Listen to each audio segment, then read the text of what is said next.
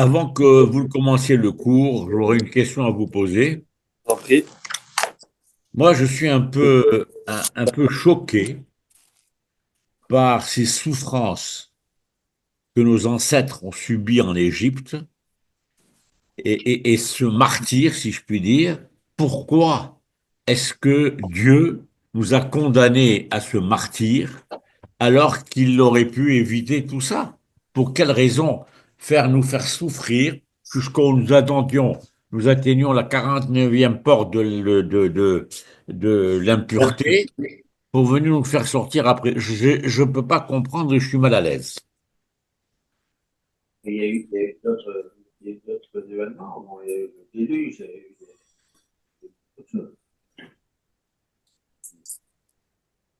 Mais on peut extrapoler aussi avec la Shoah. Même problème, où était Dieu? C'est pas que la sortie d'Égypte. Mais ça n'a pas été ordonné à Abraham. Il n'a pas dit que ton peuple sera un peuple d'esclaves et après on le ressortira, ils seront riches. La Shoah, bon, comme disait Mamzer de Paki, c'est un incident d'histoire. C'est dans l'ère du temps avec l'antisémitisme. Mais c'est pas été une Gezerah Minal Shamayim. Enfin, je ne pense pas, je ne sais pas. Ouais. Alors, c'est une bonne question que vous posez, Rabbi Shalom. D'abord, il faut savoir que toutes comme vous dites, les péripéties que l'âme Israël va vivre, tout est écrit dans le livre d'Hachem, dans le livre de l'histoire. C'est-à-dire que chaque chose qui arrive, notre émouna à nous, c'est de croire qu'il y a Ashgacha Pratit. Que tout ce qui se passe, tel que la Shoah, tel que le 7 octobre, chaque détail de l'histoire qui n'est pas un détail. Chaque chose, c'est une volonté d'Hachem. Pourquoi cette volonté? C'est une bonne question. Mais tout est volonté de Dieu. Rien ne peut être épargné de l'impulsion d'Akadosh Baruch. S'il n'y a pas de vitalité que Dieu donne, il n'y a pas de vie, donc il ne peut pas se passer quelque chose. Ne peut se passer quelque chose que si Dieu en décide. Donc la xéra de la Shoah, la xéra de tous les pogroms que nous avons vécus, en 1600, là-bas avec les Cosaques, l'Inquisition, 1492, bref. Je pense que l'homme Israël, chaque décennie, il a connu quelque chose, partout où il était. Et ce sont des xérotes. Mais ça, c'est dans la Torah, c'est écrit. Nous, à la différence des autres peuples, nous sommes conditionnés, notre vie et notre survie est conditionnée à la Torah et à la pratique des mitzvot et à notre affiliation à Kadosh Baruch. C'est comme ça. C'est notre ADN. Notre neshama est divine et notre survie est divine. Donc, tout est écrit. Maintenant, par rapport à la Xéra dont vous parlez d'Égypte, alors qu'il n'y avait rien, le peuple juif n'était pas encore. C'est ça la question de M. Barchichat. La question de M. Barchichat, elle est plus forte parce que elle te dit c'est pas une réaction à peut-être un agissement d'un peuple. Tu peux dire, et je ne suis personne pour pouvoir juger et dire que voilà ce qui s'est passé, c'est une réponse où Dieu répondait à un certain comportement, où Dieu a dit dans la Torah, si vous allez faire et agir de cette manière, alors vous allez malheureusement, grâce de Shalom, mériter cette sentence. Il te dit, mais nous n'étions pas peuple encore. Le Ham Israël n'était pas encore né. Et Dieu décide déjà cette Gézéra, vous voyez. Donc c'est une question qui est très forte, qui a fait couler beaucoup, beaucoup d'encre. Je peux dire aussi beaucoup de larmes. Et moi, personnellement, j'ai eu l'occasion de lire une dizaine de réponses à ce sujet. Et comme dire, comme si qu'une réponse ne suffit pas à l'autre. C'est assez opaque. Pourquoi? Parce que d'un autre côté, tu te dis, mais pourquoi je paye pour Abraham? Si Abraham a manqué de Emouna, en posant la question, d'où saurais-je que ma descendance va avoir et hériter la terre? Avot Achlou Bosser. La Gemara dit, les parents ont mangé des fruits non mûrs. C'est les enfants qui vont souffrir de maux d'estomac? Pourquoi? Puis, si c'est à cause de la vente de Yosef, Sinatrinam, il y a un petit peu de tout, je pense, qui est vrai. C'est-à-dire que, c'est-à-dire que il y a tout ce que le Midrash va dire et tout ce que les Mefarshim vont dire, et je vous invite à lire. Si vous avez le Midrash raconte de la vieille édition, vous savez, l'édition, tu vois des petits lions sur le côté, là, c'est une vieille édition, je crois des éditions, Raphaël, je suis pas sûr. Le Midrash raconte en anglais, c'est de Midrash 16. Oui. Là-bas, il y a une dizaine dans le livre de Shemot, je vous regarde la préface, et tu as 10, 15 commentaires d'Abarbanel, de tous les Rishonim, pour essayer de trouver vraiment quelque chose qui puisse satisfaire la raison. Et j'ai envie de dire que c'est toutes les raisons qui sont vraies. C'est-à-dire que il y a de la haine gratuite, peut-être. Il y a eu de la haine gratuite à cause de Yosef et ses frères. Il y a peut-être eu un manque d'émouna d'une certaine manière. Il y a quelque chose, il y a réparation à faire. Il y avait réparation à faire. Mais à un moment donné, ils avaient peur de l'influence des Juifs en Égypte. Bravo. Ils commencent à devenir trop. Bravo. On n'a pas entendu ce qu'il a dit. Je dis, c'est que les Juifs se sont développés. Tant que les Juifs se développent et ils sont de leur côté, ça gêne personne. Problème, bonsoir, Michel. Problème du goy, entre guillemets, mais c'est pas le problème du goy, c'est le problème d'Hachem, c'est quand le juif s'émancipe. Quand le juif s'émancipe et essaye de ressembler au goy, là, Kadosh Baruch Hu lui dit non, ce n'est pas possible. Et c'est pourquoi il y a écrit Vatima le Haaretz Otam, la terre était peuplée de ces personnes. Peuplée de ces personnes, on dit le Midrash que les cinémas et les théâtres étaient pleins de juifs. C'était des lieux de villégiature, pas du Ben Israël. C'est pas l'endroit où Ben Israël aurait dû être. Et à un moment, tu en vois de partout. On est comme vous. Et c'est cette assimilation qui n'était pas acceptée par Akadosh Baruch. D'un autre côté, il faut oublier que le Ham Israël, ce qui a permis au Ham Israël quand même de survivre, c'est que le Ham Israël, ils avaient quand même leur identité encore. Ils n'ont pas changé leur langage et leurs habits. Donc, le langage, c'est ce qui permet de communiquer, c'est ce qui permet de, quand tu communiques avec quelqu'un, tu crées une relation. Quand tu prends pas la langue de l'autre, eh ben, ça veut dire que tu fais vraiment une ligne de démarcation. Vous savez, je me souviens à l'époque quand je suis venu ici et je ne parlais pas l'anglais, quelques petits mots il y a encore, j'étais venu avec mon maître, mon père, on était dans une synagogue, profil bas, et le rabbin parlait en anglais. Et j'ai senti à ce moment-là la souffrance, mon père et moi-même, d'être pendant une heure, d'écouter quelqu'un qui parle, et tu ne comprends pas un mot de ce qu'il dit. Et tu voudrais bien comprendre. Il n'y a pas. C'est comme si que il y a une rupture réelle. Hein. Et bien le fait est qu'ils ont gardé leur langage, ils ont gardé leur identité. Mais oui, c'est bien leur identité, mais d'un autre côté, ils ont sombré dans des choses que Dieu ne voulait pas. Ils sont sombrés. Donc, il y a beaucoup de choses qui font que. Et c'est que Akadosh Baruch Hu qui sait. Dieu a ses pensées, Dieu a ses idées. Mais des fois, tu as des choses que tu ne comprends pas. Tu vois le tzaddik qui peut souffrir. Quand je dis le tzaddik, c'est toute personne qui ne mérite pas cette injustice. Les enfants, pourquoi? Qu'est-ce qu'ils ont fait? Mais cette question a été posée pas par vous, Rabbi Shalom, par Moshe Rabbeinu, par Irmia, le prophète. Pour les légionnaires. Pour quelle raison? Madoua, derech reshaim tzalecha. Pourquoi Shalom Aleichem. Pourquoi le chemin des Rechaïm mène au succès, prospère? Tzalecha. Pourquoi la tzalecha? Tandis que les Rechaïm, les tzadikim, ça ne marche pas. Et Dieu il dit, ne te fie pas à ce que tu vois. Ne te fie pas à ce que tu vois. Un petit peu à l'instar de cette personne qui va opérer son enfant et il n'a pas le choix que de couper parfois. Ça fait mal. Tu dis, mais c'est un sauvage ce père. Et il est en train de nous sortir une gangrène, il est en train de sortir une tumeur.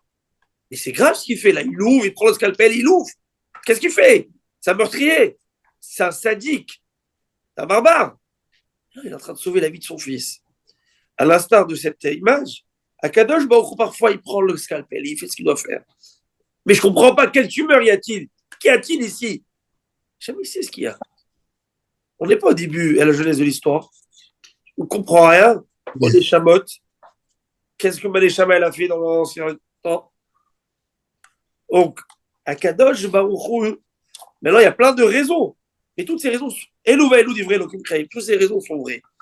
Et d'arriver au point final et dire que c'est que à cause de cette raison, c'est dur. Et ça, c'est Akadosh Baruch Hu, le seul qui saura et qui nous expliquera en temps et lieu.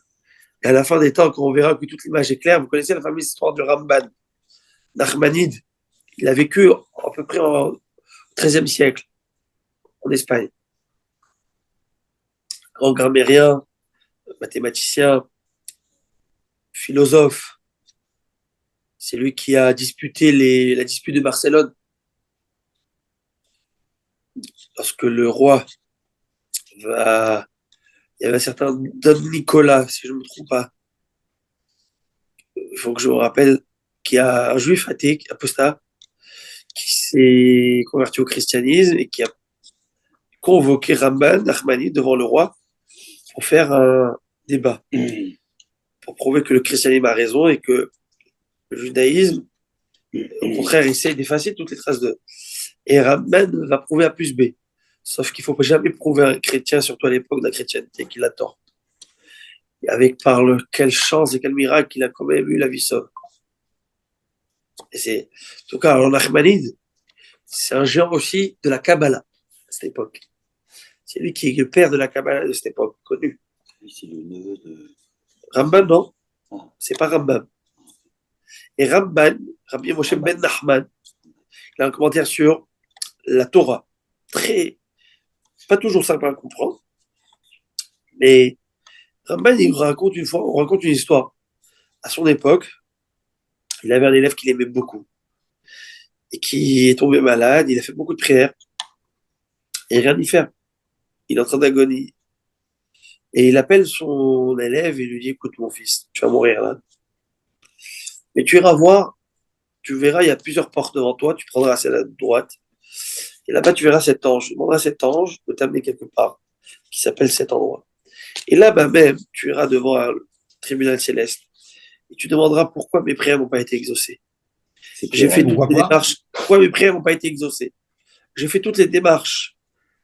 Et j'ai prié avec les bonnes cavanotes, les bons noms de Dieu, avec tout ce qu'il faut pour que tu aies une guérison. Ça m'a été accepté. S'il te plaît, viens me voir.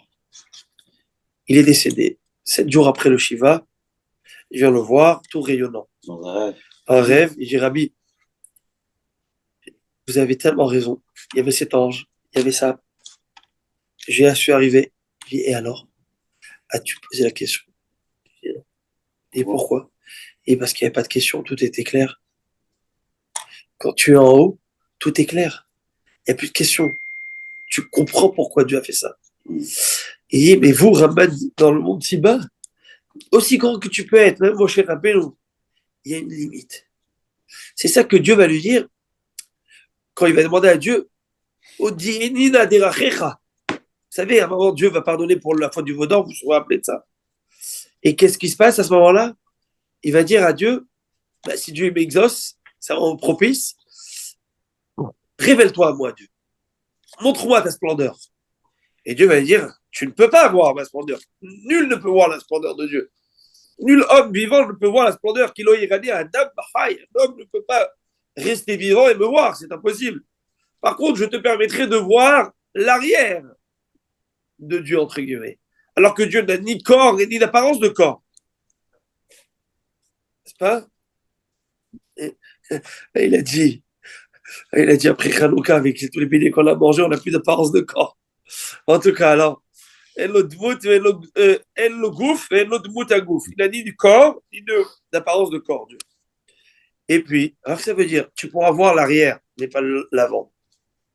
Une des idées, je pensais le Haddam Sofer, elle explique. Il dit, Dieu, je veux comprendre, je veux te comprendre. On ne peut pas voir Dieu. C'est quoi je veux voir, je veux te voir, c'est que je veux te comprendre. Et Dieu va dire, tu peux pas comprendre.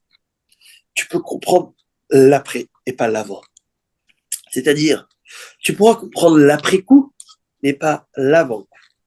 Tu pourras comprendre pourquoi il y a eu peut-être un 7 octobre au 7 octobre. Le jour du 7 octobre, tu ne comprendras jamais pourquoi il y a eu ce 7 octobre. Mais quelques mois plus tard, tu comprendras pourquoi il y a eu ce 7 octobre. Maintenant, et que les Gazaouis ou le Hamas, ils ont décidé de faire tout seuls, et qu'ils n'ont pas attendu le Hezbollah et l'Iran, sinon ça aurait été fatigué.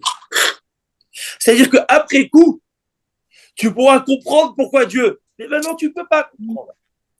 Telle une personne qui veut aller d'un point A à un point B, dans une carte, et de Montréal, il va arriver à Laval, c'est pas très loin. Laval-Montréal n'est pas très loin. Il y a 2 autoroutes à prendre, ou la 14, ou la 15 Nord, ou la 13. Pas 36. On est clair? C'est bon, je suis bon. Il n'y a pas de national départemental. La 17. Ah, ça, c'est un avion pour les PDG. Ah non? La 17, c'est la. Pour le ballon assez. Ah, Une route secondaire. La 17. Ok. Alors, à Botaille, je prends cette carte et je mets par-dessus un papier blanc avec un trou qui montre Côte Saint-Luc. Et je vais avec ce trou arriver à Laval. Tu prendras des heures et des journées pour trouver l'itinéraire. Et tu ne trouveras pas l'itinéraire. Vous savez pourquoi? Parce que lorsque tu as un seul pixel, un seul point, tu n'as pas l'image. Avec le recul, tu ne peux pas connecter 2 points. Tu as que ce point, donc tu ne sais pas qu'est-ce qui est relié à ce point. Donc notre vision, notre focus, c'est un focus qui est complètement fermé à un point d'histoire. Et on ne peut pas spéculer, et surtout on ne peut pas croire que l'on peut comprendre. Parce que tu ne peux pas comprendre Dieu.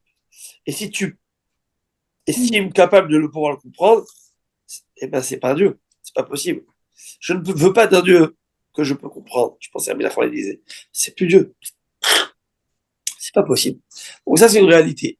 Donc pourquoi? Mais par contre, on se doit d'apprendre et de comprendre des fautes du passé. Qu'est-ce qui a provoqué quelque chose pour ne pas refaire ces mêmes erreurs et ne pas, ça se shalom, agir et plutôt provoquer la colère d'Akadosh Baruch Hu, pas une colère qui est néfaste, mais pour pas faire plaisir à Hachem. Notre devoir, c'est de faire plaisir à Hachem. Faire plaisir à Hachem. Notre devoir dans notre vie, c'est une seule chose. C'est faire plaisir à Akadosh Baruch Hu. Est-ce que c'est nous qui sommes. Je veux dire, Dans ce désastre-là, ça a été bénéfique pour Israël. Parce que regardez ce qu'on trouve aujourd'hui en Cisjordanie. En Cisjordanie, alors c'est juste à côté. Et dans le sud du Liban. Ouais. Des tunnels où on rentre avec des camions entiers, Alors, de l'armement et tout. alors voilà. Donc on devrait à la rigueur, on devrait en faire une fête du 7 octobre. Et ben, vous savez quoi? Rabbi Aaron, préparez-vous, attachez votre ceinture. Elle est attachée? Parce que bienvenue au skieur exceptionnel. Eh bien, vous savez que notre cher ami a fait le ski, a pris cours le ski le soir, et vraiment, vous m'avez donné une leçon de bravoure et de courage. Alors, à Botaï, c'est décrit comme ça, c'est impressionnant ce qu'il dit. C'est même, j'allais dire, c'est même choquant. Si apprendre tel quel, mais c'est tellement vrai. Regardez. La Gemara dit dans le traité Brachot que pour de mauvaises nouvelles, pour de bonnes nouvelles, on dit Baruch Hatov Hameti, qui est bon et qui fait du bien. Pour de mauvaises nouvelles, Baruch Dayan Haemet. Quelqu'un qui a perdu un défunt, qui a perdu une proche, quelqu'un qui a perdu une richesse, quelqu'un qui a eu une inondation à la maison, ça lui a Baruch Dayan Haemet. C'est écrit que à la fin des temps, on bénira de la même manière qu'on bénit pour les bonnes et mauvaises nouvelles. Pour les bonnes nouvelles, Baruch Hatov Hametiv, et bien pour les mauvaises, on fera Baruch Hatov Hametiv. La question, elle est pourquoi donc? Réponse, c'est que dans le temps de Mashiach, c'est-à-dire dans le temps, j'allais dire après coup, eh ben, on comprendra que tout ce qu'Hachem il a fait, n'était pas juste pour le bien. Écoute ça, Rabbi et Harry. C'était ça le véhicule de Maïeshoua. Vous entendez ce que je suis en train de dire? C'est très précis. C'est grâce à ça que j'ai eu la Yeshua. Et c'est ça qu'il a expliqué, Joseph Hatzadik, la Yeshua, ça veut dire la rédemption. C'est ça qui explique que Yosef Hatzadik, quand il dit à ses frères, mes frères, vous avez pensé en mal et Dieu a pensé en bien. Ça ne veut pas dire qu'il voulait les consoler, leur dire, guys, ça va, bon, vous avez niaisé, mais bon, en fin de compte, on s'en est bien sorti. Non, c'est grâce à vous qu'aujourd'hui, je suis vivant et que le monde entier est vivant. Et si vous n'aviez pas fait ça, il est en train de sublimer leur action. Ça, c'est une nechama. Et c'est pourquoi il y a écrit dans la prophète de Jérémie, non, je pense que c'est Isaïe, où Dieu va dire, Anochi, Anochi, on lit cette Haftara après Tisha B'Av, après la destruction du temple. En Haftara, on a 7 Haftarot de consolation. Et une des Haftarot qui dit Anochi, Anochi, ou Menachemchem. C'est moi qui vous consolerai. Pourquoi c'est moi qui vous consolerai? Ce n'est que moi qui pourrai vous montrer un jour que ce qui vous est passé, ce que vous avez vécu, c'est ça qui vous a accéléré la Géoula. Et c'est pour cette même raison, rappelez-vous qu'on l'avait expliqué la semaine dernière, lorsqu'on met Vayemarero et Trayehem, où ils ont rendu la vie amère, on a chanté ce verset, ils leur ont rendu la vie amère, en chantant, vous chantez. Réponse, c'est que Dieu va dire, je vous accélère, vous auriez dû dire que c'était 400 ans, je vous condense tout à 210 ans. Et ben, l'amertume et la concentration va faire que vous allez pouvoir sortir beaucoup plus tôt. Vous n'allez pas périr là-bas dans l'assimilation totale. Donc, au départ, lorsqu'on vivait des moments si difficiles, atroces, c'est mais pourquoi? Hachem, il sait ce qu'il fait, parce qu'Hachem, il n'a pas de limite, il voit tout ce qui se passe, et c'est lui qui. Alors maintenant, un jour, et le pasteur qui dit comme ça, et c'est tellement vrai ce que vous dites, c'est que le pasteur qui dit comme ça, c'est pas moi qui dis ça, c'est le prophète Zacharie. Il te dit le jeûne du 17 Tammuz, le jeûne du 9 Av, le jeûne du 3 Tzom Gedalia, de Tishri, et le jeûne du 10 Tevet. Qu'est-ce qu'il dit le pasteur? Il y a fort Hakadol Hachem, et ça sonne ou Simcha. Il arrivera un jour où ces jours seront des jours de joie. Veda Forcho. Et c'est ça ce qui est exceptionnel dans le Ham Israël. C'est que l'on comprend que chaque brisure, ce n'est que quoi? Les prémices d'une très grande élévation. Rappelez-vous, la putréfaction va donner l'arbre, va donner le fruit. Si la pas de putréfaction, il n'y a pas de germination. Il n'y a pas d'arbre, il n'y a pas de nourriture, il n'y a rien. Il faut se souvenir cela.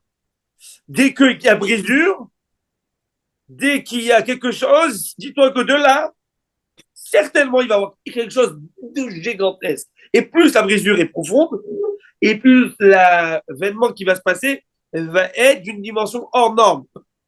De la même manière que la solution finale s'est passée à l'époque de Aman Aracha, on a eu après ça, au contraire, la reconstruction du Beth Amikdash, une Géoula hors norme. Aujourd'hui, on est en train de fêter Purim encore grâce à cela. Eh bien, pareil pour le 7 octobre. Et pareil. Par contre, moi, je vais vous dire une chose sur laquelle j'ai une petite amertume. Mais qui suis-je pour juger? C'est que même cela, cette rédemption n'aurait plus, si on méritait à 100%, on aurait pu le mériter de manière beaucoup plus sage, où le Hamas vient poser ça. Vous entendez ce que je dis? Oui. Vous entendez ce que je veux dire? Où les bêtes féroces, ils viennent et disent les bêtes féroces, j'aurais bien voulu les appeler des bêtes féroces. Hein? Vous entendez? Ça veut dire que c'est ça la petite différence. La Gemara, elle appelle ça j'allais dire, le jargon de la Torah, c'est qu'il y a un tzaddik qui est le top du top, et un tzaddik qui n'est pas encore à 100%. C'est ça que la différence. La différence, c'est qu'ils vont avoir une rédemption, les deux. Mais la manière comment ça va se faire. Vous voyez, des fois, il y a des petites choses à corriger. Il y a des petites choses à arranger. Eh bien, mais c'est vrai que j'ai dit, il faut le voir le contraire. Mais vous savez quoi? Je pense que les gens, ils ont besoin d'écouter ça. Peut-être Shabbat, je vais parler dans en haut, dans la synagogue du haut, je parlais de cette idée que on ne peut pas comprendre, on ne comprendra pas, mais on a une émouna parfaite en Dieu que tout ce qu'il fait, c'est l'étova. C'est l'étova. Et là, quand vous mettez tout ça en relief et que tu dis, regarde, on n'aurait pas pu taper sur Gaza, même dans 1000 ans, s'ils n'avaient pas fait ça. Vous entendez ce que je dis? On n'aurait pas pu toucher Gaza, et on aurait eu un Gaza en Judée-Samarie, on n'aurait pas pu rentrer à Jenin comme on rentre aujourd'hui. Aujourd'hui, j'allais dire, tous les coups sont permis. Parce qu'on a vécu si grands traumatismes que c'est fini. Que c'est fini. Quand tu vois ces Réchaïm pour la libération de ces 3 otages qui ont remercié Dieu aujourd'hui, incroyable. Où est le truc? Ces animaux qui entouraient avec des armes, se montrant en train de se pavaner avec leurs armes. Vous avez compris? Est-ce que vous avez compris la guerre psychologique qu'il y a? Style, on est toujours là avec nos armes. Peut-être c'est des armes enjouées, mais pour vous dire. Et la pire, ce qu'ils ont fait, c'est que dans la première release, première qu'on appelle ça, ils ont mis, il était avec une arme, vous savez de qui? Un Uzi israélien volé d'un de nos Tsahal. Donc tout ça, c'est une guerre psychologique. Kadosh Baruch Hu Be'ezrat Hashem, V'yishamna lavotenu velanu, shelo yecha bilvad amad alenu lechalotenu. Vous savez, Amal Arachel est venu voir Achashverosh, il lui dit à Achashverosh, s'il te plaît, donne-moi le peuple juif, je veux l'anéantir. Achashverosh lui dit, dis-moi, tu es fini ou quoi? Qu'est-ce qui va pas chez toi? Il y a un homme qui s'appelait Pharaon, il a essayé de le faire, il a terminé avec le Titanic. Il y a Sisra qui a voulu le faire, terminer avec le Titanic. Il y a toutes les Nabucodonosor, il dit, mais tu es fou quoi? Tu penses que je vais toucher cette nation? J'ai pas envie de problème. Laisse-moi tranquille. Je te fais une confidence à mal, moi aussi je peux pas les supporter. Mais attends, je préfère garder mon assurance. Pourquoi tu voudrais que je les touche? Et là, Man, il va lui dire, mais tu es sérieux? Tu es sérieux? Tu crois toutes ces foutaises? Pas que tu crois, c'est tout. C'est ce qu'il va lui dire à Man. Il dit, you're right, tu as raison, Khajourosh. Mais là, le peuple, plutôt Dieu, s'est détourné de son. Et ça, c'est ce même langage qu'on écoute aujourd'hui en 2025. Tu n'es plus le peuple élu. Dieu s'est détourné de vous. Il nous l'a donné à nous. C'est exactement la même histoire qui se répète. Dit le roi Salomon, Ma Sheaya, ou Sheye. Ma Sheaya, ce qui a été, ou Sheye. C'est ce qui sera. Ma Sheaya, ou Miem Shinehem, Moshe Rabbeinu, Mashiach. La même chose qu'on a eu à l'époque, ça va se répéter. Et Dieu va dire, et vous savez c'est quoi la fin de l'histoire? La rédemption. C'est pas aujourd'hui, ça fait 2025 ans qu'on entend ce speech et le même air de. Et chaque fois, il est habillé différemment. Il est habillé différemment. Je veux dire comment il est habillé. Il est habillé chaque fois de manière. Une fois c'est géopolitique, une fois c'est territorial, une fois c'est. Chaque fois il y a autre chose pour habiller une certaine excuse de l'anti-juif. Mais cet anti-juif, il faut le savoir. Akadosh Baruch Hu nous demande bien sûr de se défendre, mais c'est Dieu là qui nous pousse un petit peu des fois dans notre retranchement pour nous faire savoir peut-être à nous aussi, en dehors des Israël, se dire, hey guys, c'est le moment d'y aller en Israël peut-être. Mais en tout cas, je voudrais faire, comment on dit, comment on appelle ça, big shout, comment on appelle ça, comment il dit ça en anglais? Non, on dit un grand bravo. Un shout? Shout out. Shout out? Un shout out? Shout out. Je sais pas si jusqu'à où. Non, Non, c'est shout out. Shout out. ok, bon, je sais pas comment on dit ça en anglais. Un grand bravo à M. Trump. Il a signé une xéra, un décret contre les antisémites et les étudiants antisémites, de les envoyer. Et guys, Guantanamo. Ouais. Bon, Guantanamo, je crois que c'est que dans les films. 30 000. Non, Guantanamo, 30 000. il va nous faire le coup de, comment il s'appelle, de monter, il va les envoyer là-bas dans une île perpète. En tout cas, on y va. Bon, je remercie Rabbi Shalom pour la question. On a juste 8h30, mais là, on y va sur la Gemara. Alors, Rabotai. Merci, Rabotai, d'être là, d'être présent. Vous me donnez beaucoup de chizouk, de force. Et la vérité, je vous promets qu'hier, j'étais au lit, HS. Hors Sougia. Hors sujet. Hors service. Hors service. Sougia, ça veut dire sujet d'Agmara. J'étais hors sujet d'Agmara, hors service. Et vous savez, quand tu es comme ça, Quand je vais me ressentir mieux. Et tout d'un coup, ce matin, Hachem, il m'a donné une force. J'ai pris bien sûr les compléments et tout ce qu'il faut avec vitamine C et tout.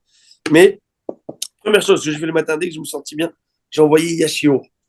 Pourquoi? Il dit, je veux montrer le Tzara, je ne veux pas me laisser. Il n'y a pas, je fais le Shio. Et puis, quand j'ai fait la bracha de un hôtel la Yaef Koah, Dieu qui donne la force aux faibles, aux fatigués, je l'ai vraiment ressenti. Comment, vous savez, l'iPhone, des fois, il perd la batterie, tu le plugs, il revit. J'aime donner le sommeil, j'aime donner tout ça pour pouvoir se recharger. Et de la même manière qu'il y a ce cycle sur les 24 heures, il y a même ce cycle dans la vie, il y a même ce cycle dans le Ham Israël. Ce cycle où des fois, tu as l'impression que tu es HS, Akadosh Baruch Hu, il est là, et sois patient, laisse le temps au temps, et laisse le temps, et surtout laisse la place à Akadosh Baruch Hu. Laisse la place à Hachem. Vous savez, on est tellement et que tout soit carré, tout soit bien, les parts, la retraite, les enfants, l'éducation, les écoles, les sites, tout est carré, on dirait un Excel, un tableau Excel, comment c'est organisé. Je me dis, mais tu me laisses où la place dans l'histoire? Je suis là. Laisse un petit peu la place. Il faut faire les doute. Il faut tout faire. Mais elle est où la place d'Akadosh Baruch Hu? Des fois, il y a des zones où tu sais pas, qui ne sais pas comment gérer, tu te dis, mais moi, je suis tellement carré, tout est bien préparé, bien organisé, bien. On est là. On est dans la prévention. Et des fois, lorsque ça va pas, parce que tu es pas préparé à ça, tu te dis, mais c'est pas possible, moi, je suis carré. C'est là où tu dis, oh, calme-toi. Est-ce que tu laisses la passer à Kadash Baruch Hu aussi un petit peu pour dîner et gérer dans ta vie? Et ça, c'est comme ça. C'est lorsque la fois dans la vie, ça fluctue. J'aime te dire, je veux juste te faire un petit rappel. I'm here. Et c'est ça que quand je vous dis, Bémet, fêtez même d'être avec la grippe. Quand je m'envoie ce message, en tout cas, c'est comme ça que je le vois. Où Hachem, il est là.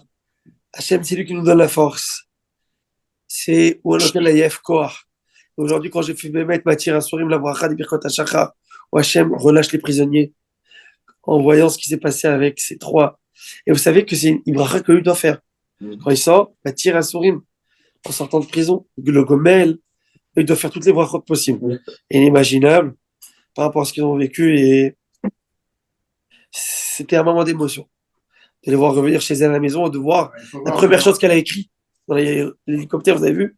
Cette demoiselle, ce qu'elle a écrit? Oui. Je suis rentré avec Emouna et je suis ressorti avec la Emouna. Vous avez vu ça?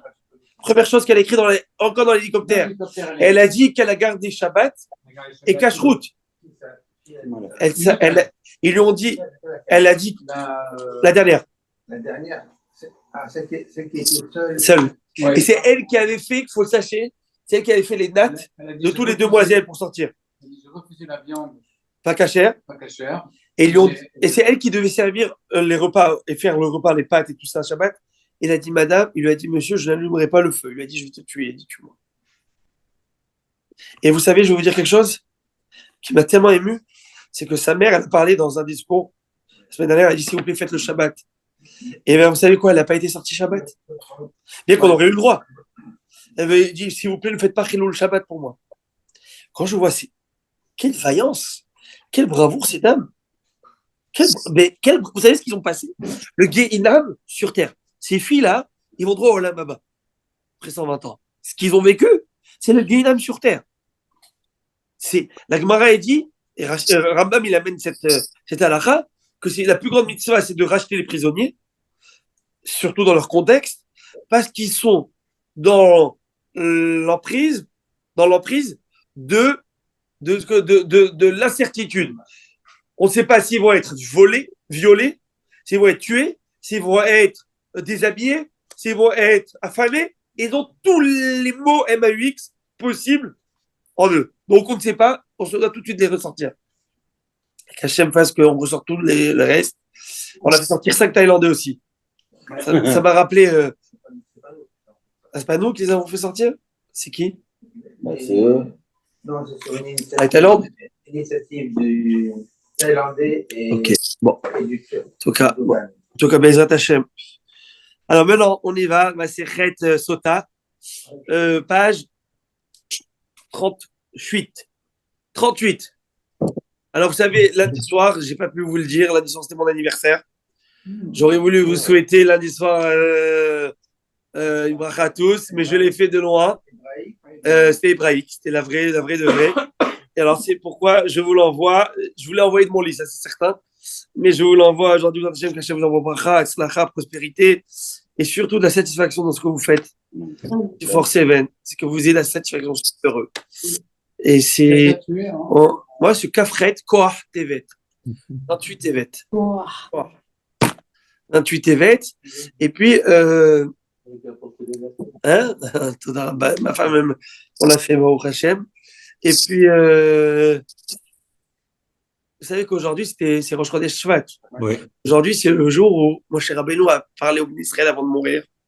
Vous savez, le livre de Devarim va commencer aujourd'hui. Le 5e livre, le Deutéronome, où Moshe Rabbeinu va répéter toute la Torah et répéter toutes les aventures et mésaventures qu'on a vécues dans le désert 36 jours avant de mourir. C'était aujourd'hui Rosh Chodesh Shvat, parce que le 7 Adar, il est décédé. Carrément. Il est décédé 36 jours avant. Et c'était aujourd'hui où Moshe Rabbeinu, il a parlé, il a dit son grand discours d'adieu. Et son grand discours aujourd'hui, c'est un Rosh Chodesh Shvat. C'est une grande date. Alors, en tout cas, Rabotai, on y va. Amar Rabbi Yoshua ben Levi. Rabbi Yoshua ben Levi nous dit, on va avoir plusieurs enseignements de Rabbi Yoshua ben Levi. Ça, on l'avait déjà vu, je vais juste le rappeler rapidement. Nous étions dans la Birkat Kohanim, vous vous souvenez? Oui. Vous vous rappelez, Rabotai? La bénédiction des Kohanim. Minaïm Shakadosh Baruch Hu Mitabel Birkat Kohanim. D'où on sait qu'Hachem désire que la bénédiction des Kohanim soit donnée au Ham Israël. D'où on sait que Dieu aime ça. Réponse, Shneemar, Vesamou et Ben Israël va devarechem, parce qu'il est dit, ils placeront mon nom sur les enfants d'Israël et je les bénirai. Donc Dieu demande. Il a dit il a ordonné au Kohen de bénir le peuple. Donc il le savait. C'est lui qui a demandé au Kohen de bénir le peuple. Oui, tout à fait. Mais nous, on sait que c'est un désir, entre guillemets, c'est quelque chose qui lui fait plaisir, quelque chose qu'il attend. Qu'il attend. C'est quelque chose qu'il veut. C'est quelque chose, c'est-à-dire, on peut parler de Dieu comme ça, mais comme, pas d'accomplissement, parce que Dieu n'a pas besoin d'être accompli, il est parfait, mais il désire ça. Il désire. Pourquoi? Nous, on le voit parce qu'on voit dans ce passouk où Dieu va dire, ils placeront mon nom sur les enfants d'Israël. C'est-à-dire que Dieu attend que les Kohanim placent son nom. Dieu ne va pas placer lui-même son nom, il attend que les Kohanim le placent. Donc ce n'est que les Kohanim qui vont le faire. En faisant ça, il explique Rachid tout en haut de la page, celui qui veut voir. Vesamo et Tiemi, Tala Akatuv Adavar Baen Yod Bracha. Zosima Chemo Alamo, Velo Asa Tzorech Israël et Tzorech Makom. C'est comme si que Dieu va dire, c'est pas pour le Ham Israël qui doit être béni, c'est pour moi. Moi, je vous demande pour moi, mettre mon nom. Ce qui va en découdre, c'est la bénédiction du Ham Israël. Rabbi Shlomo Levi nous dit, la Moudbet, on est tout en haut, 4e ligne. Rabbi Shlomo Levi nous donne une nouvelle halakha. Kol Kohen shemevarech mitbarech. Vous pouvez dire ça au Kohanim, tout Kohen qui fait une bénédiction, lui aussi, automatiquement, il a la bénédiction de Dieu. Et celui qui ne bénit pas, que Dieu nous en préserve, ennemi de barrière, il ne sera pas béni. Comme le passage qui dit dans Parashat Lech Lecha, va barichecha, bevarichecha. Dieu a dit à Abraham, lui, sa descendance, ceux qui te béniront, je les bénirai. Donc automatiquement, c'est les Kohanim bénir. La descendance d'Abraham, ils seront bénis. L'Amar Rabbi Yoshua ben Levi, ça c'est très intéressant. Très, très intéressant. Kol Kohen, chez Enoole la Duchan, tout Kohen qui ne monte pas sur l'estrade, c'est-à-dire où font les Kohanim, on fait la Birkat Kohanim, Over Bishlosha assez, il transgresse 3 mitzvahs positifs. Vous entendez ce que j'ai dit? Tout Kohen qui a l'occasion de faire Birkat Kohanim, transgresse pour cette raison que les Kohanim qui ne vont pas faire, ils sortent de la salle. Pourquoi ils sortent de la salle? Reste. Est-ce qu'il y a une obligation de monter sur une estrade ou on peut le faire à même le sol? Très bonne question que demande Rabbi Aaron. Est-ce qu'il y a une obligation de faire sur l'estrade ou il faut monter sur l'estrade ou on peut le faire à même le sol? Réponse. On parle d'estrade parce qu'à l'époque, la Birkat Kohanim originale, de Odi, originale, c'était sur une estrade, c'était sur les escaliers. Automatiquement, c'était là-bas, le Duchan. Mais c'est bien d'avoir une estrade, mais ce n'est pas obligatoire. c'est bien d'avoir un petit tapis, ou sinon, même s'il n'y a pas, ça marche. On peut le faire à même le sol. Il n'y a pas de problème. OK? Alors, Est-ce qu'on leur demande de sortir au Kohanim? oui, alors je vais expliquer quand est-ce. À quel moment on va leur demander de sortir, quand est-ce qu'il faudra sortir, OK? On va le voir aussi dans la halakha, dès qu'on va étudier la halakha. Vous allez me dire, mais c'est quoi les 3 infractions? Quelles sont les 3 mitzvahs positifs qui transgressent?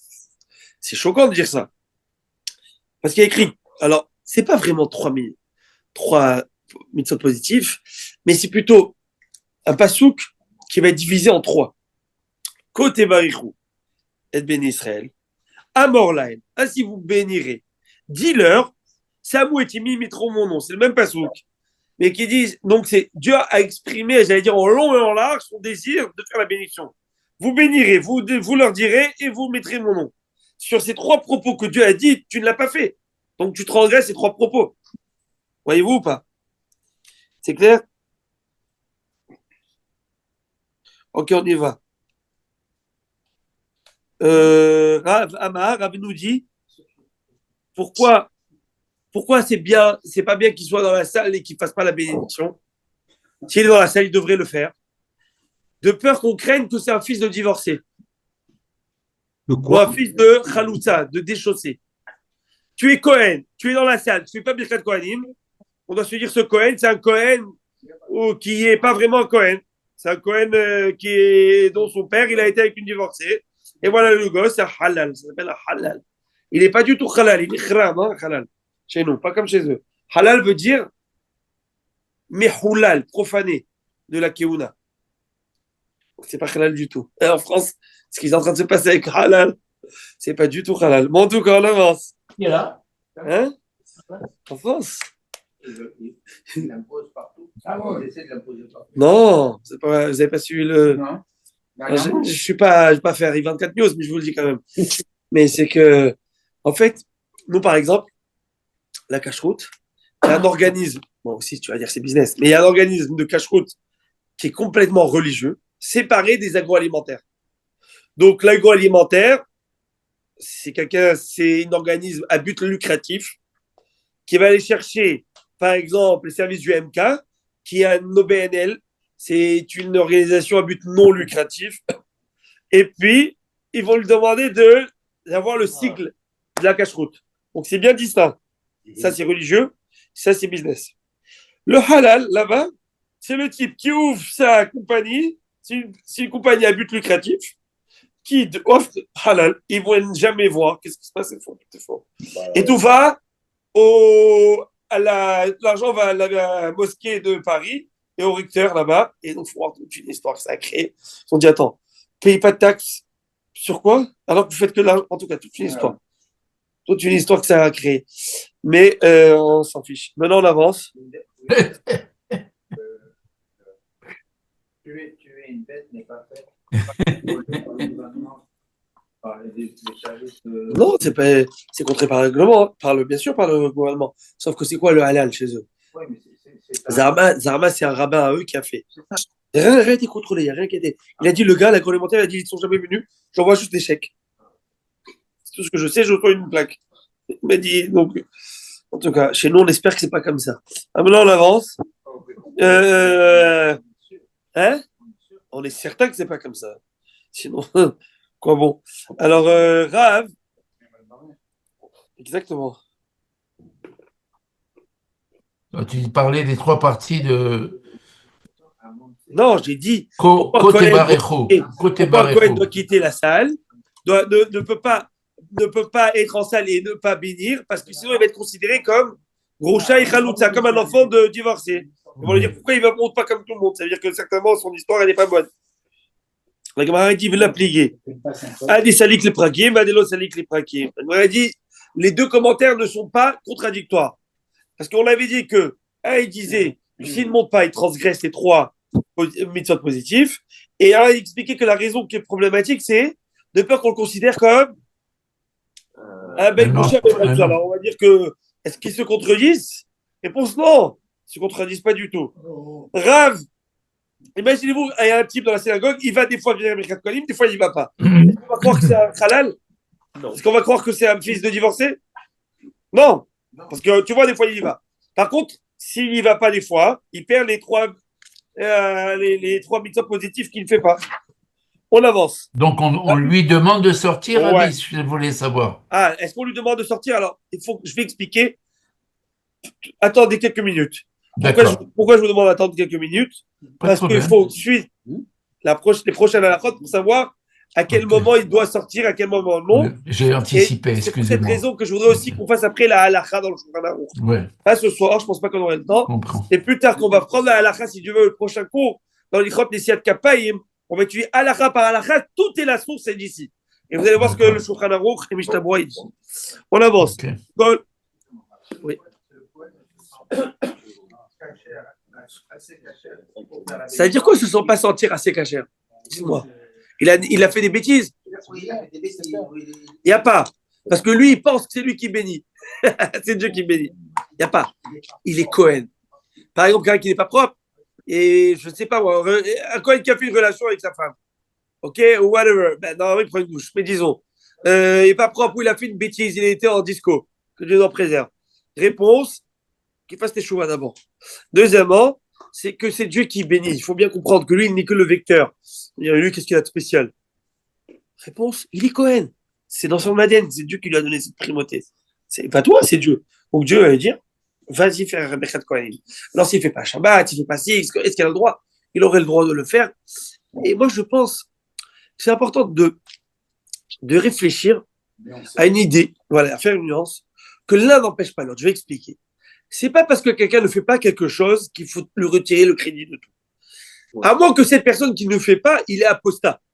Ça veut dire que pour lui, je donne un exemple, il ne va pas faire Shabbat et il va, excusez-moi d'expliquer ça, il va le faire ouvertement, sans gêne. Et la Gemara dit c'est quoi Befaresia? C'est quoi Befaresia? Ça veut dire que s'il y a 10 personnes devant lui, ça ne va pas le gêner de faire ce qu'il va faire. Aujourd'hui, c'est quoi? C'est par exemple s'il va le faire devant son rabbin. C'est écrit dans le Tzion. S'il est gêné, un peu gêné, il va se cacher, il va être pas à l'aise, il va mettre la voiture à quelques mètres pas, ça veut dire qu'il ne sait pas Befaresia, ça veut dire que c'est par faiblesse. Et non pas par rébellion en Dieu ou dit à Dieu, je ne veux plus de toi. À ne pas confondre. Un homme qui ne fait pas le Shabbat en connaissance de cause, par rébellion. Quand je dis par rébellion, ça veut dire quoi? Ça veut dire qu'il le fait devant tous, il en a rien à foutre. Il faut le savoir que d'après la Torah, c'est comme si qu'il est idolâtre. Arrête. Il ne peut pas faire, non, il ne peut pas faire de à un homme. Tout juif, c'est pas caché, c'est automatique. Par contre, il fait comme je vous ai dit, il fait attention, parce qu'il a pas le choix. Il veut pas, je ne sais pas pourquoi. Maintenant, mais il a cette gêne. Il est caché à tout. Vous avez compris la différence? C'est d'un cheveu.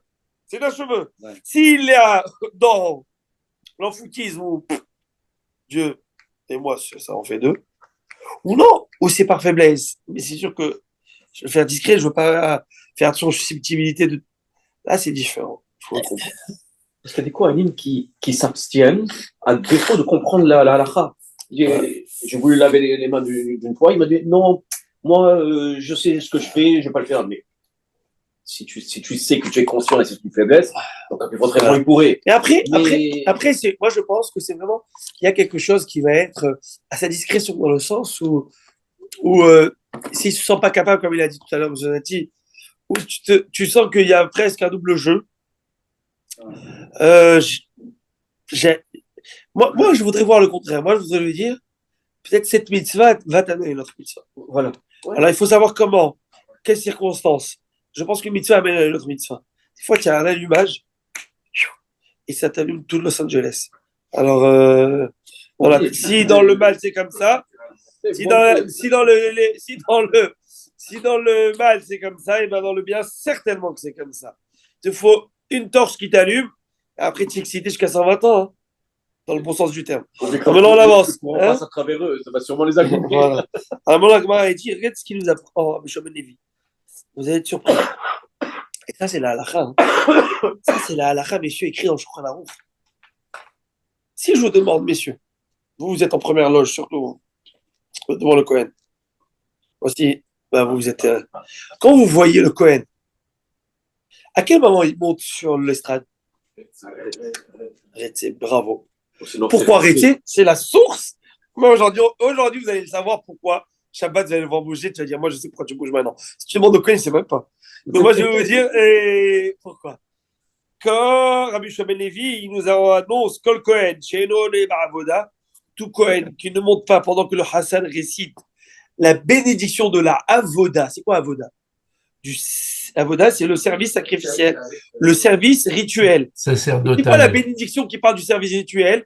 Retse Hashem Elokeinu, Ba'amecha Israël, ou Betfilatam Sheh, ve Hashem Avoda Lidvir Betecha. Et ramène le service. Et à ce moment-là, à ce moment-là, il faut juste qu'il bouge. Alors, il te dit, Rabbi Shimon Levi, tout Kohen qui n'est pas monté à ce moment-là, eh ben, il ne pourra pas faire la Birkat Kohanim après. Il ne pourra plus monter. C'est parti. Il a loupé le coche. Comme le pasteur qui dit, Vaïssa Aaron et Yadav Alaham, Vaïvachem, Vaïred Masot Achatat, Vaola Shlamim. Parce qu'il est dit, Aaron leva ses mains vers le peuple et il est béni et il descendit de faire les offrandes de Khatat et Shlamim. Mala Alal Mavoda, Afkan Mavoda. De la même manière que lorsqu'il a fait Birkat Kohanim, Aaron, je vais faire comme ça parce qu'ils vont me traiter de masque. En tout cas, quand il a fait Aaron, il fait ça, c'était pendant le culte sacrificiel. Ainsi, en comparaison, c'est pendant le culte sacrificiel, pendant le Rétsé, qu'on doit faire, on parle de la Avoda, on parle du culte, et bien c'est à ce moment-là qu'on doit faire la Birkat Kohanim. On doit y aller pour faire la Birkat Kohanim.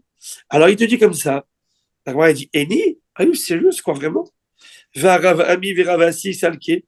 Et tu vois bien que Rav Ami et Ravasi montaient après la fin de la récitation de la bénédiction, sans gêne. Tu les vois bien qu'ils montaient juste avant, il veillait Alléluia, n'est-ce pas? On le voyait partir. On les a pas vus monter, ces deux rabbins. Attends, c'est des deux rabbins, hein, c'est des grands rabbins, comme il aurait dit l'autre. Alors il a dit, non, Rabbi Ami et Rabbi Assim, mais Karav, Akri Karayu. Il m'a alors vous matou atam. Uchnetan, et Rabbi Oshaya. Oshanu, et lâchez-le un cadre aglav, très bien. Il dit, toi tu n'as pas vu. Et Rabbi Ami et Rabbi Assim, au moment où ils étaient à leur place, ils ont dit Rété, ils ont un peu bougé, ils ont marché un pas. Le fait est qu'ils aient marché un pas, ça veut dire qu'ils se sont engagés dans la procédure d'eux. Et ils ont déclenché, et j'allais dire le langage que la Gemara a dit, c'est un petit peu, il l'a déraciné de sa place. Un petit peu. Et comme la Gemara nous enseigne ici, justement, que tout ce qu'on t'a dit, que si tu n'es pas moarti à la avoda, tu ne peux pas faire un Kohanim, c'est quand tu n'as pas bougé tes pieds, tu ne t'es pas bougé de ton endroit. Mais si tu as fait un tout petit pas, it's more than enough, après tu peux prendre le temps pour monter et aller. Alors c'est pour ça qu'un Kohen, il faut savoir qu'on lui dit va vite avant Rété, et arrêtons le fait. Alors s'il n'a pas bougé ses pieds avant Rété, il ne pourra plus monter. Et donc comme il ne pourra plus monter, c'est ça que je dis à Rabbi Mordechai, il ne va plus être dans l'interdiction d'offrir des 3 bénédictions parce qu'il ne peut plus monter. Quand tu as bougé et que tu n'as pas fait la Beraka, là c'est un problème. Alors on va voir dans la règle exactement où se situe le problème s'il n'a pas fait. L'ami. Maintenant, regardez un cas concret. Je donne un cas concret où tu dois bouger sans bouger vraiment. Si le Shaliach Tzibour il est Cohen. Vous avez déjà vu Hazan qui fait Birkat Kohanim? Oui. Oui, nous on a ça à la synagogue. Ben voilà. Et ça existe. Moi je l'ai fait. Oui. À moi, Oui. je sais pas Cohen. Oui, On a ça. Quand tu as un seul Cohen Ouais. qui fait Birkat Kohanim, Oui. et ben il se tourne. Tu vas me dire, mais c'est bizarre, dans la Voda, il aurait dû bouger, il fait Hazara, il ne bouge pas. Pendant la Hazara, il faut qu'il bouge un petit peu. Le pied, juste un petit peu. Il y a déjà un enclenchement. Et après, il se tournera à la Bama et fera, et quelqu'un du Kahal, Quelqu'un du Kahal qui doit dire les mots. etc. Oui. Vous allez voir. Tu vas aller. Il ne baisse pas la tête, il va devant la communauté. Voilà. Ou même à la Teva, ils se tournent. Les gens, ils se mettent derrière. Ouais. La Gemara, elle dit.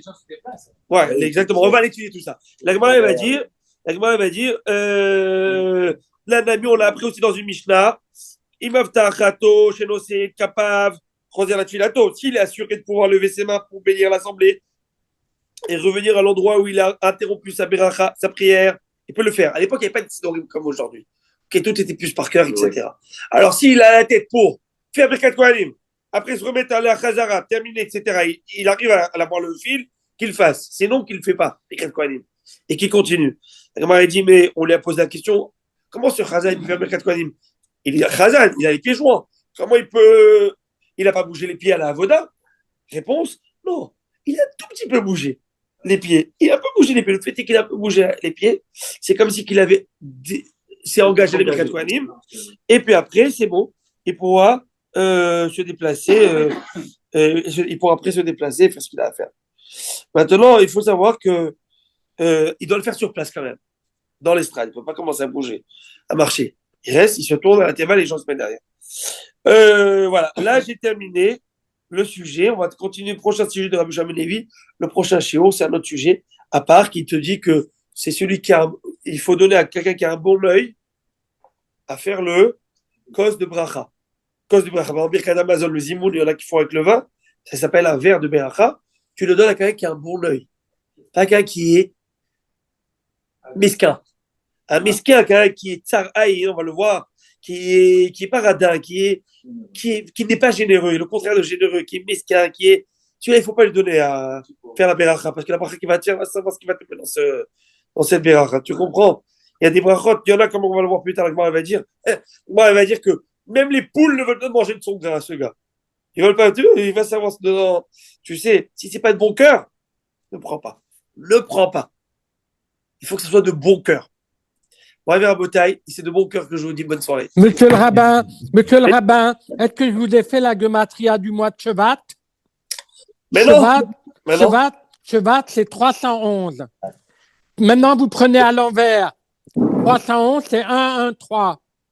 Vous ajoutez 311 à 113, vous avez 424, c'est Meshiach ben David, 424. Donc le Meshiach va venir pendant le mois de Shevat. Mais je vous écoute. Qu'elle soit vraie ou fausse, ta guématrie, on s'en fiche qu'ils viennent. Ah, je suis d'accord avec vous. Azakumaru. Et bonne guérison. Merci, amen également.